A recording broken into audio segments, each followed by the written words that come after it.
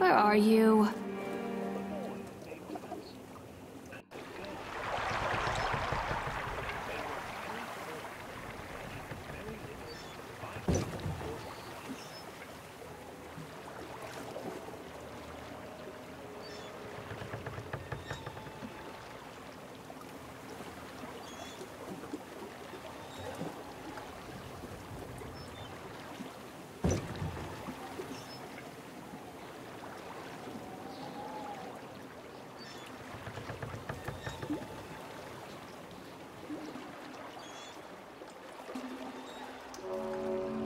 Near a great forest, there lived a poor woodcutter, his wife and his 2 children, a boy named Hansel and a girl named Gretel.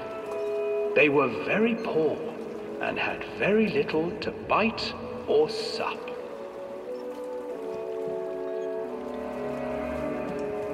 "What will become of us?" the woodcutter asked his wife one night. "I tell you what, husband, we will take the children into the thickest part of the forest tomorrow and abandon them there." "No, my wife, I cannot do that," said the man. "Then we will all 4 starve, you fool." Alan, where did you go? Hansel and Gretel overheard their parents talking, and Gretel began to weep. "Do not fret, Gretel," Hansel said. He crept out of the hut and gathered white stones from the ground to fill his pockets.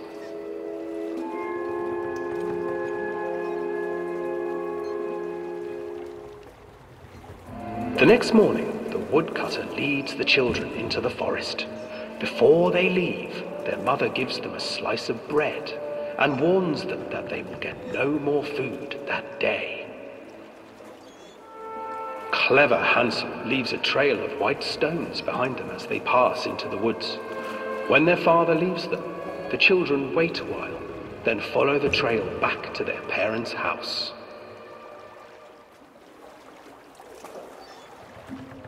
After receiving a thorough scolding from their parents for getting lost in the woods, the children are sent to bed without any supper. Hansel tried to sneak out and collect more white stones, but found that the door was locked. "Tomorrow I will take them into the woods myself," the wife told the woodcutter. In the morning, their mother gave them a slice of bread and led them deep into the forest once again.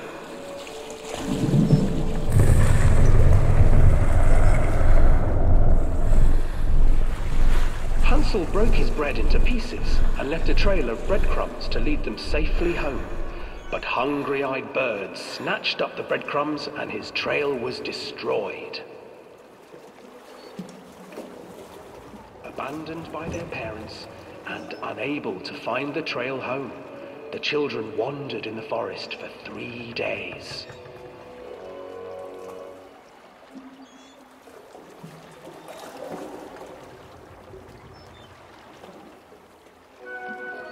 The children stumbled into a clearing with an exceedingly strange house. Its walls were made of gingerbread, and its windows were panes of clear sugar. Hansel, desperately hungry, ran forward and began to nibble on the walls.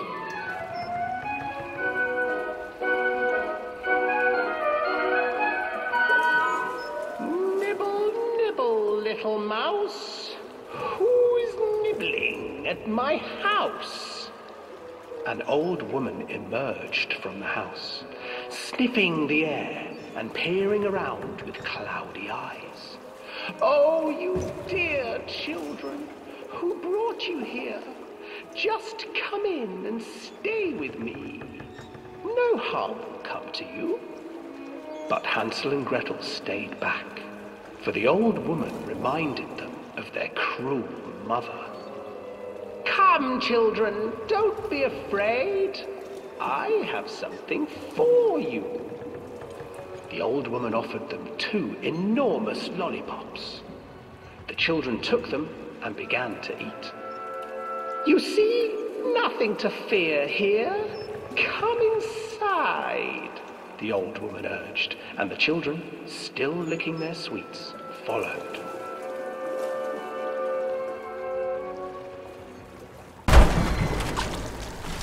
Once inside the house, the old woman changed.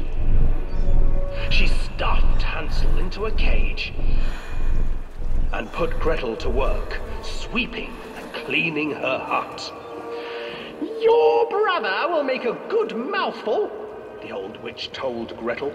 "Once he is fattened up, I shall feast upon him."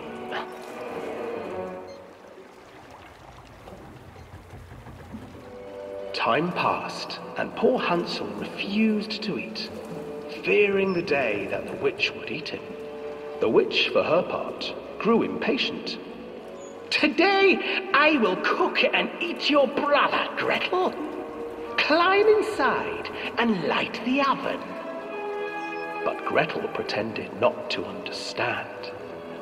I do not know how. Where is the opening?" "Fool," the old witch said. "The opening is here." And she moved to show Gretel.